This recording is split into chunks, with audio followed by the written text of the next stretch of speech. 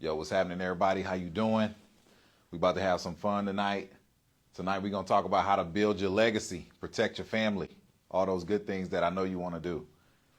All right, so I'm going to try to get through this within the next 30 minutes. That way we can have some time to save some questions for the end. And if you're watching right now, then most likely you're just like me. Meaning you got a family you love, you got a career you're passionate about, you got goals that get bigger and bigger every single year. And the last thing you need is something terrible, right? Something unexpected to happen. I don't care if it's a flat tire or your best friend dying or you getting sick, right? The last thing you need is something unexpected that you didn't plan for to happen to tear down everything you work hard to build. That's why tonight I'm going to show you not how I just protect my health, but my wealth, my family, and everything that I work hard to build. You're going to learn how to protect your money from taxes, penalties, management fees. You're going to learn how to get paid if you ever get sick, injured, disabled, or die. You're going to learn how to safely grow your money. And you're even going to learn how to turn your everyday living expenses into tax-free income you can use for whatever you want. And the best part about it, you can do this with a single life insurance policy. And I know that sounds way too good to be true, but I'm going to show you how it works, why it works, and I might even show you my own personal policy that you can see I'm not just talking, I'm walking. Y'all ready for that? I hope y'all ready, because we about to really get it in. All right? And if y'all got some questions, go ahead and drop them in the comments. So most likely you already have some type of life insurance policy. Most likely you have a term life insurance policy. There's two types of life insurance. You have term, and then you have permanent. 99% of all life insurance policies are term life insurance policies. What that means is they're going to cover you for a specific amount of time. If you have a life insurance policy through work, it is called group term. So it means that as long as you're working at your job, you have life insurance coverage. The minute you quit, the minute you get fired, the life insurance coverage is gone.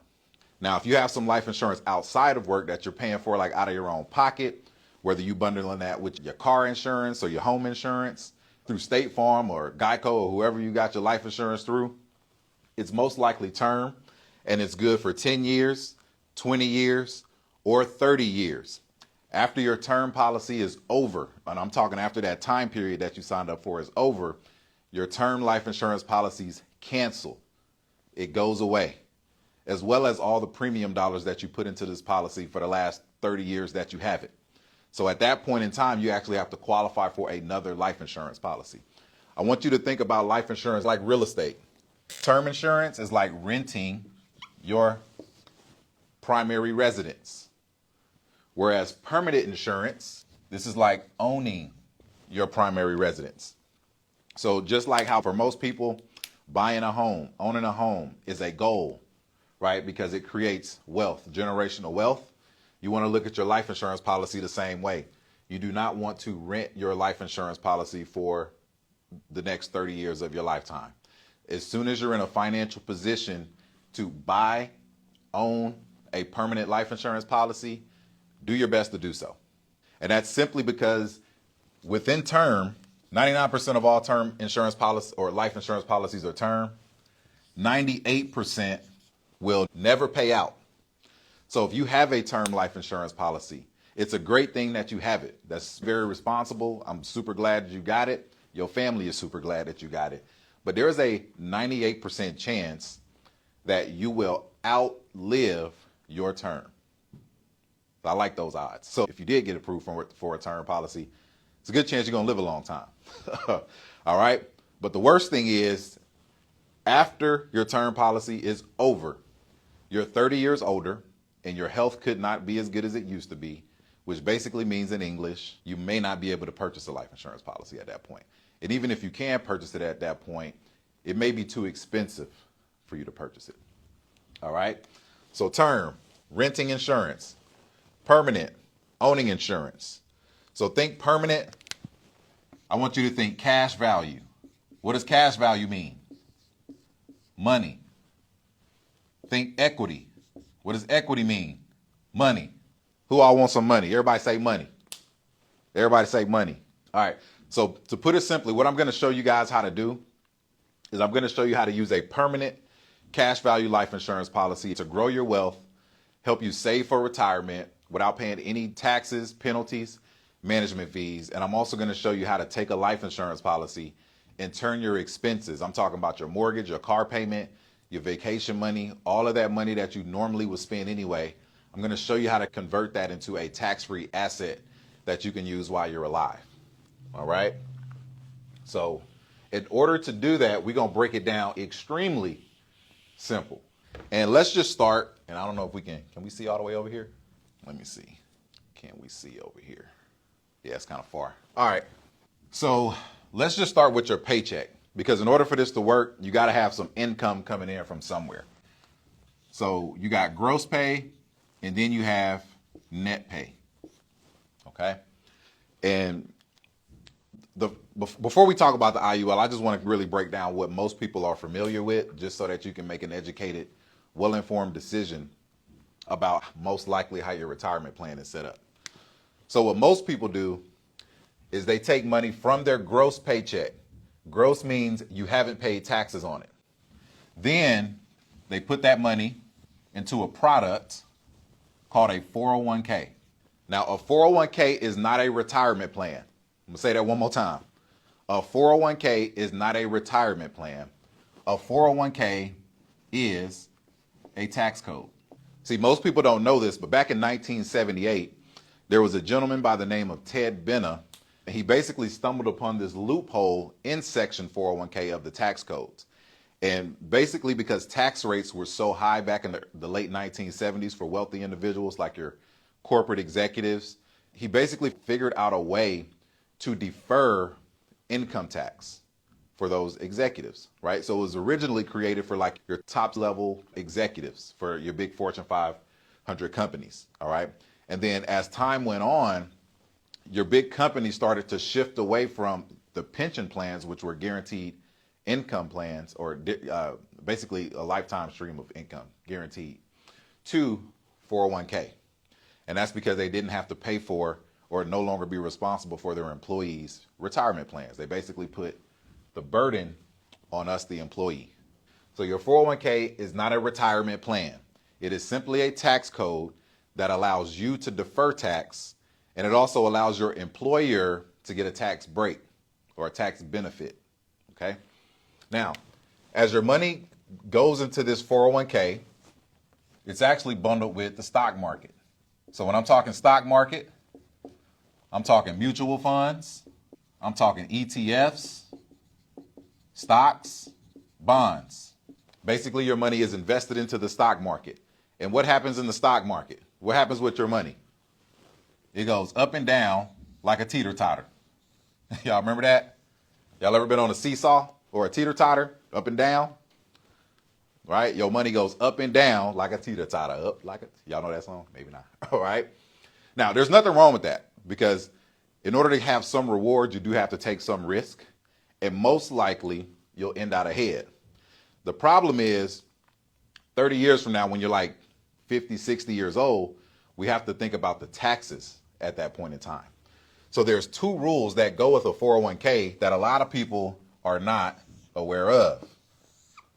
The first rule is called the age of 59 and a half rule. How many of you all have a 401k, are under the age of 59 and a half, and have had to take money out of your 401k at some point? Throw it in the chat. And my microphone is going to die. Throw it in the chat. Yep. Financial View said, yep, I don't have a 401k. That's not a bad thing. Not having a 401k is not a bad thing. Not saving money is a bad thing, because I don't want anybody to think that I'm like talking about 401ks and you got one, because 401ks have their place. And I am talking a little bit, because everybody likes to be controversial. Everybody say controversy. Okay. Story Travel said, I wanted to, but that 10% is hard to swallow. Hey, so we're going to talk about that, because in some cases it may make sense to go ahead and pay that 10% penalty. And I'm going to come to that point in a minute. So if you've taken money out of your 401k before 59 and a half, you know there's a 10% penalty, there's federal tax, and there's state tax. And most people don't know this either. There's management fees. What are those management fees? They could be 1%, 2%, 3%. You got to really look at your statement to kind of see what those are, right? So all that means in English is if you take money out of your 401k before 59 and a half, you can lose 50% of your money. Okay? Now, when most people learn that, like my girl Story Travel, she said, yeah, that 10% penalty, I wasn't really trying to do that. You know what I mean? So most people say the same thing, and so they wait because they think that by the time they're older, everything will be good. Maybe they won't need the money, blah, blah, blah, blah, blah, all that good stuff. Well, there's another rule called the Rule of 72. And what this means is you have to begin taking money out of your 401k. If you don't, there's a 50% penalty. And the 50% penalty is based on something called a required minimum distribution. Required means you have to. Minimum means the smallest amount. Distribution, you have to take money out of your 401k. Why do you think that the government forces you to take money out of a 401k? Taxes. Because you haven't paid any taxes on that money yet. And they're saying, look, Story Travel, you've been saving money in this 401k, not paying taxes on any of the growth this whole time. And it's time for you to pay up. We need our share. So we're going to force you to start taking money out of your 401k. Typically, this starts at about 4%, and then it increases each year, meaning the amount of money that you have to take out. And then if you don't take it out, then they'll tax you 50% penalty of that amount, plus your federal tax, plus your state tax. So that means if you're not careful, you're talking about losing 80% of money in your account, okay? And so most people would rather retire between 60 and 70. And let's say we choose the age of 65 years old, okay, right? Well, even at 65, you still got federal taxes and you still have state taxes. And this is exactly where it gets interesting because Story Travel, you mentioned it was hard for you to take that 10% penalty today, right? So let's just say, for example, you want to wait until 60 years old to safely pull that money out. You have to pay federal tax and state tax.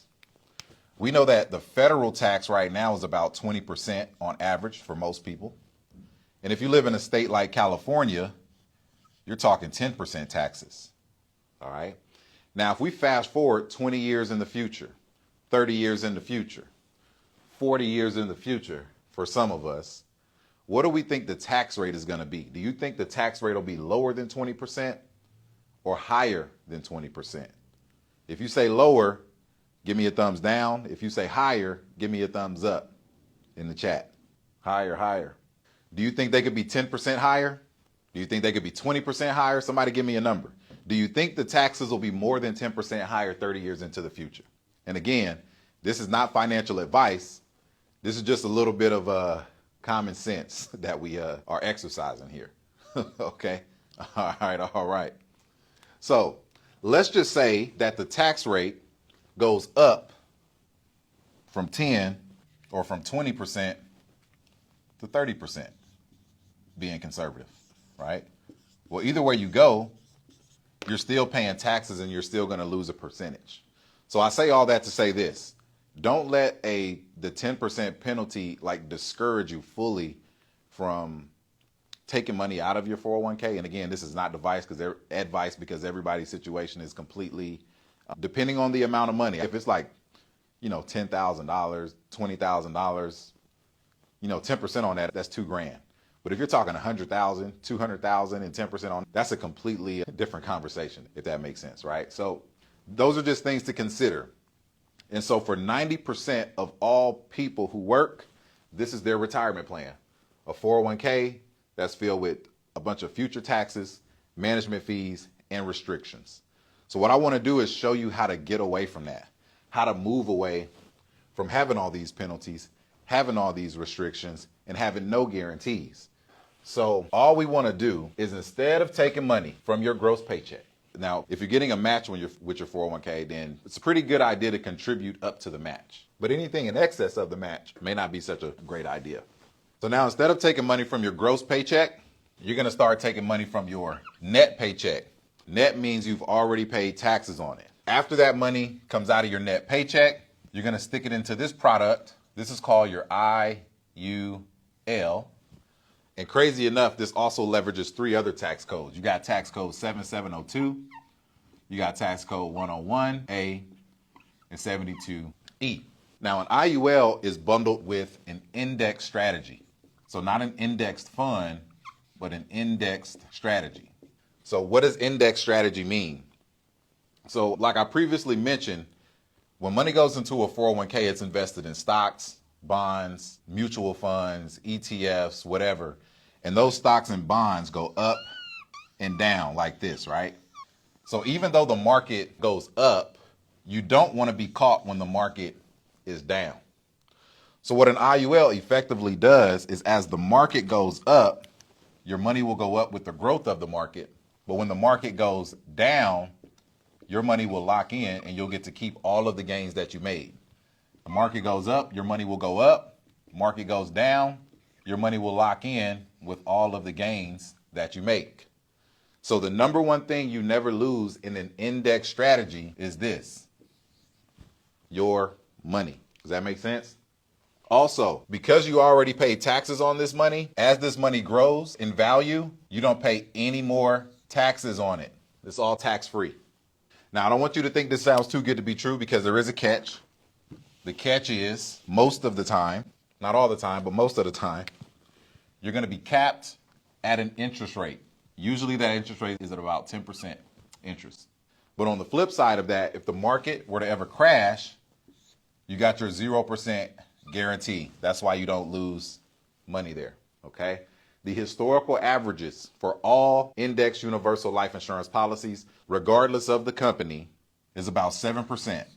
And I'm extremely confident in that number because I've seen the numbers for multiple companies and they're published with multiple companies. And it's also pretty easy to even do some of your own research and find out how true that number is, because that 7% number is based on the historical performance of the S&P 500. And the S&P 500 is a collection of the top 500 companies in America. That's your Facebook, your Amazon, your Google, your Netflix, your Tesla.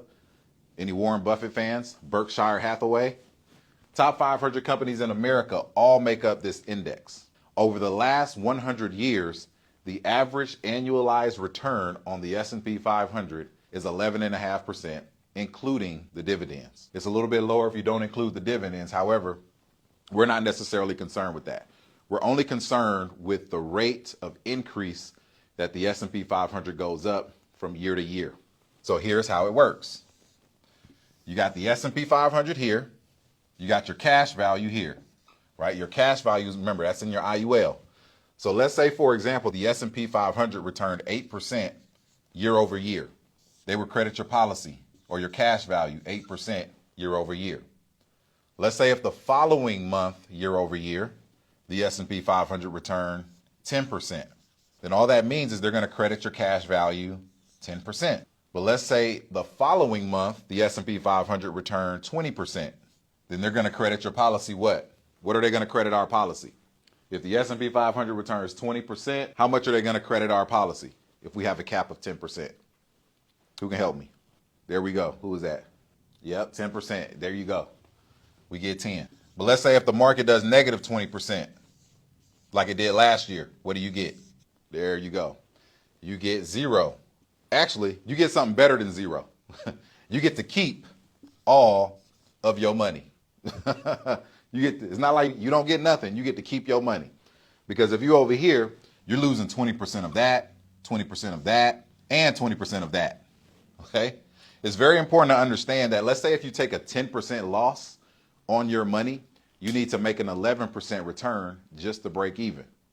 If you lose 50% of your money, you need 100% of return just to break even, right? So that's just something to think about. It's not always making a bunch of money, like getting 20, 30, 40% returns. Yeah, that's great, but that's unrealistic on a consistent basis.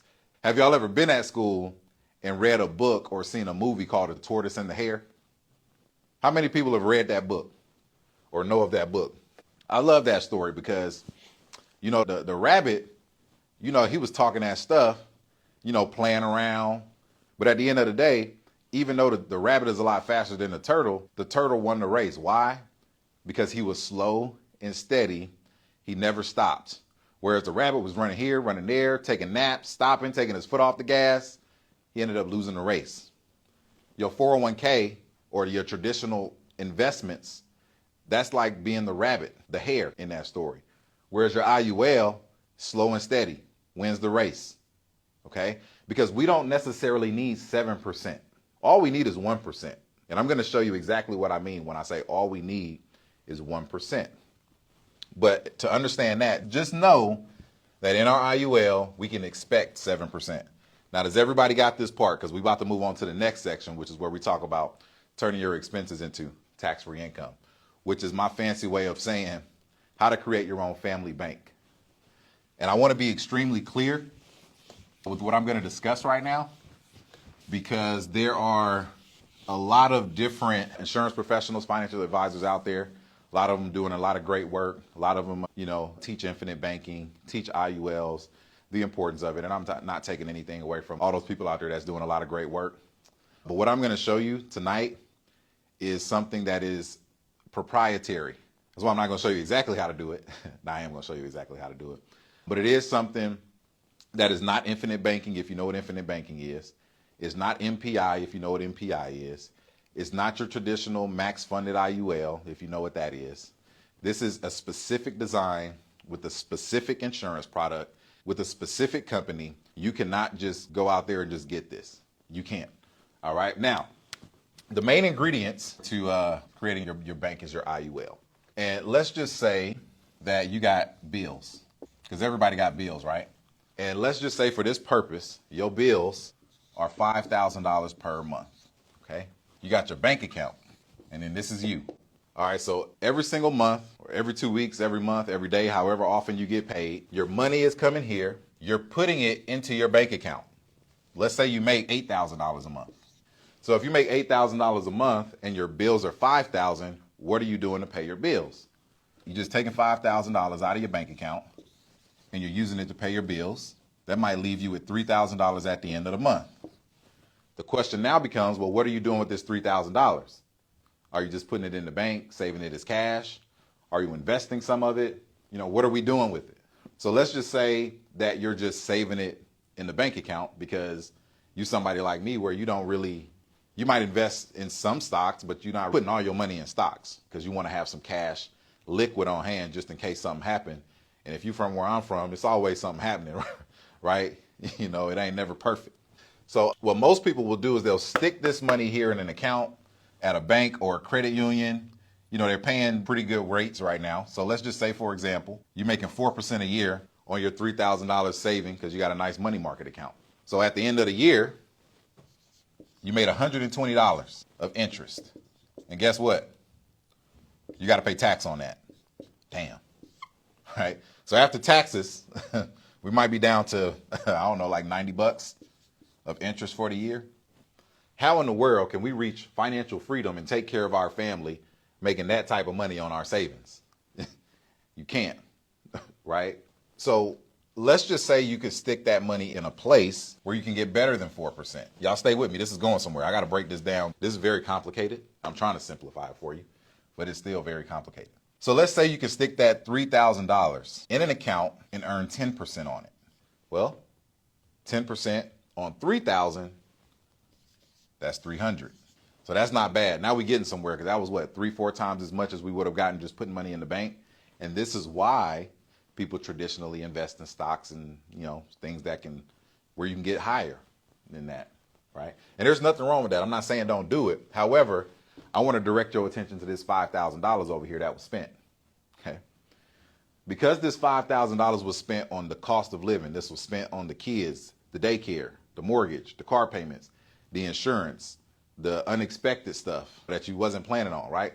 Because that money was spent, it couldn't go out here and make you 10% interest, right? What if you could earn 3% interest on $5,000, right? Well, that's $150. Now, the thing is, you're going to spend that money anyway. You're going to spend it anyway. Why not put a system in place in which you can give yourself the opportunity to earn 3% interest on every single dollar that you get your hands on. This is what you can do with a life insurance policy, because your life insurance policy, more specifically FLIP, is going to act like your own private bank. And this is how it's going to work.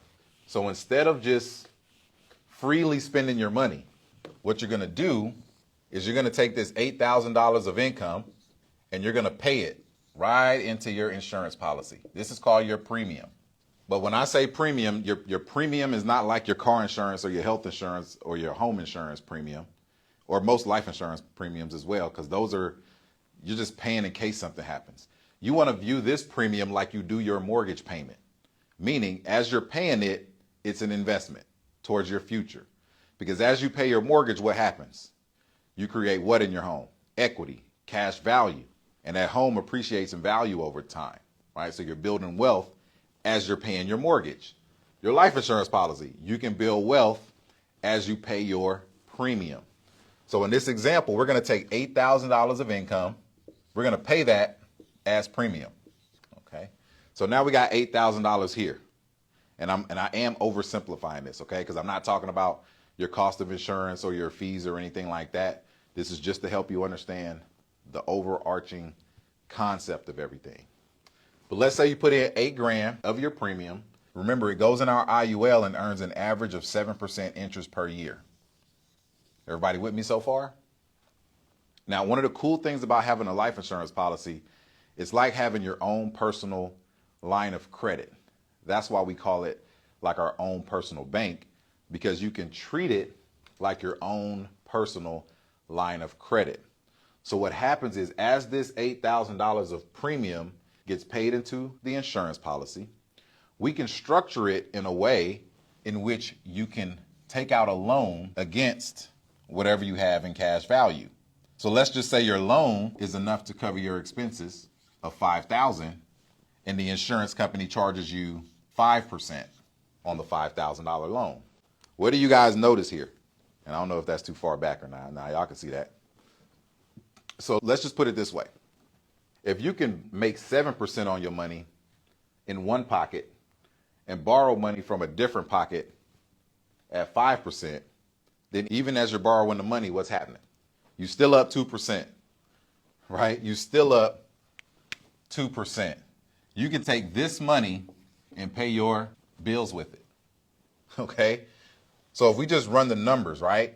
You're talking about having 560 over here, and you're talking about having 250 over here. So what's our profit there? Profit's what, 310? I might want to check my math. I've been going since 6 o'clock this morning, staring at numbers all day, so that might be wrong. But that's our profit. So we just want to get this spread right here in the middle. That's all we want. We want to get that spread right here in the middle. More importantly, because we was going to spend that $5,000 anyway. Now let's just expand on that and not look at it on a monthly basis. Let's look at it on an annual basis. This is how you save $1 million in 10 years without having to save extra money or without having to make more money. This is how you do it. So you got your $8,000 per month of income times 12 months. That equals $100,000. You got $5,000 a month of bills, which equals $60,000.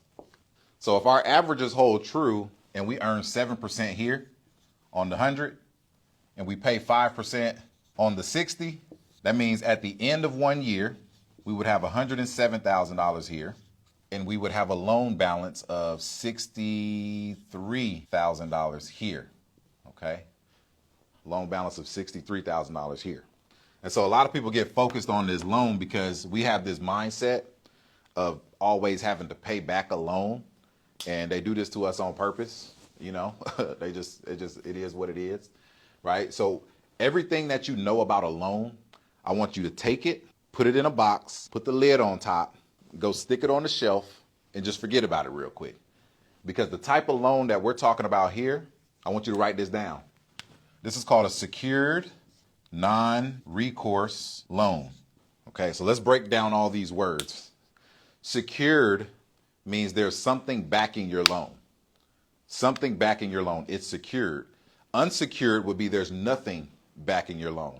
How many people have had a credit card, like a secured credit card, where you had to put up your own money in order to qualify for a secured credit card? So for example, you took $1,000 of your savings, you took it to the bank, gave them $1,000 and said, hey, I want to open up a secured credit card. What did they do? They took your $1,000, gave you a credit card, and now you got a nice, cool way to build your credit. It's called a secured card for a reason. Your $1,000 is what they're basically giving you and letting you build your credit. Now, after you've built your credit up for a while, you build some trust and establish a good relationship with the bank. They'll say, you know what, you're paying your credit card on time. You're paying all your other bills on time. We're going to give you your $1,000 back, but then you still have a credit card limit of $1,000. That's unsecured because now there's nothing backing the credit card, right? Let's take your car, for example. When you purchase a car, the reason why you can get a car with bad credit is because the car is the security, or put another word up here for you, collateral for the loan. There's something of value backing it. Your house. Why can you buy $1 million house and put down 3.5%? Why? Because the house is the collateral. It's the security for your loan. Okay? Now, where is our security coming from in this example here? Where is our security coming from here? Who can help me out? Why is this a secured loan? What is securing this loan? Who is that? There you go. Okay. We got two answers. We got death benefit. We got 7%. We got the cash value of them. Hey, there we go. Y'all smart. Exactly. The security is the cash value. Whatever you have in premium, or not the actual premium because I'm simplifying it, but whatever you have in cash value is security. And there was another right answer, the death benefit. The death benefit of a policy like this would easily be $1 million. Easily be $1 million, right? So that's the security. So when you have a life insurance policy, you're basically buying thousands of dollars for dollars. Or another way to put it is you're buying money for pennies on the dollar. Pennies. Because as you pay this premium, the insurance company is going to deduct a small percentage of that to cover that full $1 million. So what that means is even if you make one payment, two payments, three payments, whatever, if something happens to you, they're on the hook for $1 million. That's your insurance. So when I told you guys in the beginning, I said, I'm going to show you how I protect my health and my wealth. That right there. That's how I protect my health. Because a life insurance policy isn't just a death benefit, it has a living benefit. So if I get sick, injured, disabled, or die, I'm going to get paid. That's how you get paid. I'm 36 years old. I'll be blessed enough to be 37 years old in 3 weeks. And I had a cousin of mine, like my brother to me, passed away unexpectedly 6 months ago from a heart attack. Me and him is 4 months apart, grew up together, and I still can't believe it happens till this day. And that should just let you guys know, I'm not just saying it to be like doom and gloom, but you never really know when your time is. And if you got kids, if you got people depending on you, which I know a lot of people you watching right now, y'all got people depending on you, you got to have everything together. You got to have something to replace you, at least financially, if you don't come home one day, right? It's part about being a man, part about being a woman. It's part about being an adult, a responsible adult. All right, I'm gonna hop off my soapbox. Now the next part, non-recourse. Non-recourse means there's no credit check and no repayment requirements. And it means they can't come back and make you pay that money. And I'm really oversimplifying, okay? But basically non-recourse means they're not going to check your credit. There really is no repayment requirements, meaning like you have to have a monthly repayment terms, like, hey, you just borrowed $5,000 a month, or $5,000 from us. You got to pay $300 a month or $500 a month until you pay us back. There's none of that with a life insurance policy. To go back to the first point, it's secured by collateral.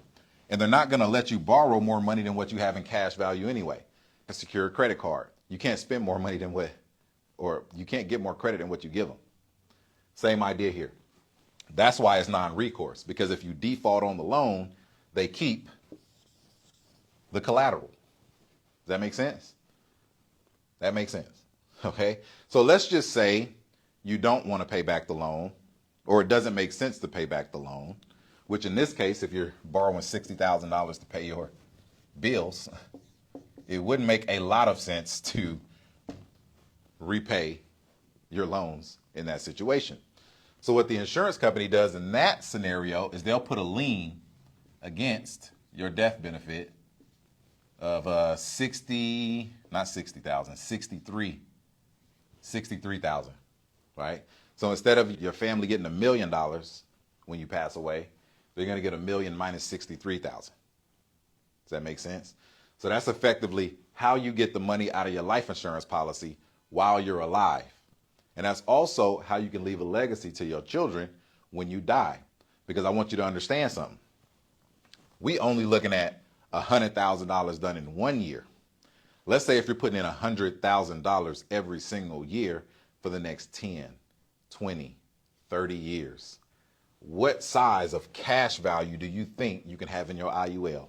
A lot. Especially if it's compounding at 7% a year. A lot, right? So automatically, as you're overfunding your insurance policy, you're overfunding your family bank, and that's what this is called, overfunding. You're going to build up a higher death benefit, and your death benefit is going to be so high that even if you're borrowing money out of this policy every month of every year moving forward until the day you die, there's still going to be more death benefit than what you owe in loans. And that's what I want to show you guys. So for those of you who have been with me from the beginning, let's clap it up. Appreciate you for watching. I'm about to get out of here right now. But this Monday, I'm going to be hosting a live masterclass. We'll actually look at some case studies, and I'm going to actually show you some real numbers, some real designs. I'll even show you one of my own personal policies, just to show you guys that it's real and I practice what I preach. I'm not just up here telling y'all some crazy stuff that I don't have no idea what I'm talking about. So I want to show that to you all. If you are on the East Coast, we do run a little bit late. It starts at 5 p.m. on Monday. If you want to register, send me a DM real quick and I'll make sure you get the link. Also, if you want to get some of the other trainings or some of the books and things that I have and material I have, just send me a DM and I can get those things over to you right away. I'll save time for a little bit of maybe like 2 questions before I get out of here. Let me see, were there any questions that I can go back to? Okay, so, and I get this question a lot about what insurance companies. So to put it plainly, the insurance company doesn't matter. The insurance product matters, and the agent writing your policy matters. So to do what I just talked about tonight, you're going to actually need to work with somebody who knows how to do that. And that's something that we can help you with here at Thrive. Like I said, this is our proprietary design, how we design our IULs. All of our IULs are designed to do that. All of our IULs are designed with minimum fees, maximum liquidity, which means maximum cash value. You're able to borrow money out of your policy. You don't have to wait 2, 3, 4 years to be able to do it. You can do it pretty fast, depending on how much cash you start with. So, and I tend to stay away from just telling companies or telling you which company, because let's say if I tell you what company to go to and you get the wrong product and the wrong design, then you're going to say, well, Brandon said, go to this company, and it don't work. And now Brandon a liar to everybody. So to make sure that we keeping all of our stuff tight, if you ever seen The Founder with Ray Kroc, the story of McDonald's didn't want to expand and have all these franchises because they wanted to make sure that all the ingredients were the same. They wanted to make sure that they had quality control, right? And unfortunately, sometimes when you expand a business and you try to do it too fast, the quality of everything can go down. So I'm saying all that to say this. We want to make sure that what we're saying is congruent all the way around within our company, within our organization. That's why we don't say go to this company, go to that company, because you can go to the company, get the same product, but get a completely different result than what we would do for you, right? And so with that being said, if you want to work with us directly, go ahead, send me a DM, and then we can talk about what you would need to do in order to qualify to work with us. And that goes as a client and maybe even as an agent. So we also starting to open that door as well. Let me see if we got any other. How much income should you be making before you get an IUL? I don't think the income is important. This is what's important. Saving, habit of saving. So let's put it this way. If you can comfortably save 10%, let's see if you can save, actually, let me take that back. And this is kind of like my rule, my formula I came up with. Let's say you can save 30% of your income, like I'm talking about without the IUL. Then you can take 10% of that 30 for your IUL. That still leaves you 20% left over to do whatever you want to do with it. If you can save 10% or 20% of your income, then you can still put 10% of that towards your IUL. And that's what you want to consistently use to fund it, right? Because you want to pay into it and you want to build that thing up kind of like a house. Now, let's say if you can save 10% of your income and you've consistently been doing that for a while, then you likely already have some cash saved or stored somewhere. Actually, at any of these levels, you likely already have some emergency fund or some cash saved somewhere.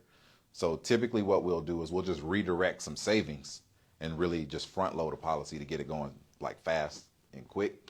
But that's pretty much the thing. So I wouldn't necessarily say you need to make a certain amount of money to get an IUL. You need to be able to save a certain percentage of money. At a minimum, you want to be able to save 10% of your income towards your premium. If you want to be a little bit more aggressive, you could do 20%. If you want to be even more aggressive, you could do 30%, right? But even then, I would still recommend having some supplemental savings outside of your IUL. And this is the minimums, right? So if you want to go well above that and treat it more like give you an example.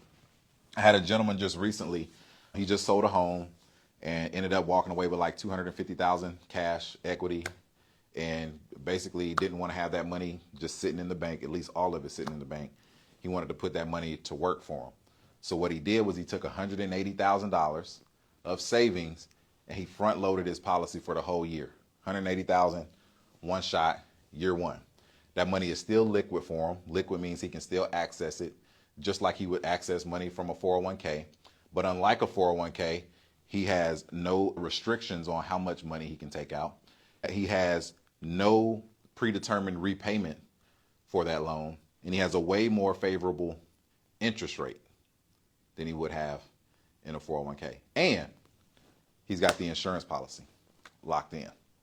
So that's one thing you could do. So really, it doesn't matter where you at. You know, we can help you. We help people from all different shapes, sizes, colors, backgrounds. Again, really it just comes down to financial discipline. If you can save consistently, then this can work for you. If you can't save consistently, then it won't work for you. But that's no different than anything else. Hopefully that makes sense. All right. Well, it's been fun. It's been fun. Again, so masterclass, Monday, 5 p.m. Pacific Standard Time. Send me a DM. I'll make sure you get the link. Y'all take care.